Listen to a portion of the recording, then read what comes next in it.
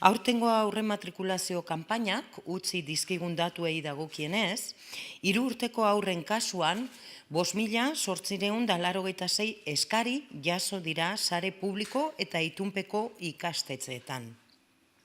Iaz baino eskari gutxiago izan dira aurten.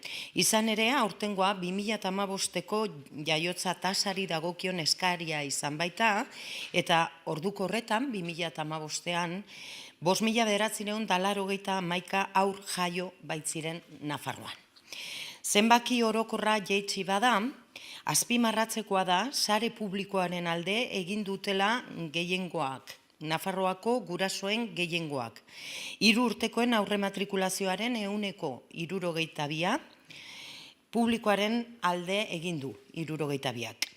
Diru publikoz finantzatutako itunpekoen kasuan, 1,3 puntutan jetxi da eskari kopurua. Publikoan izandako eskari igoera gainera eredu guztietan gertatu da.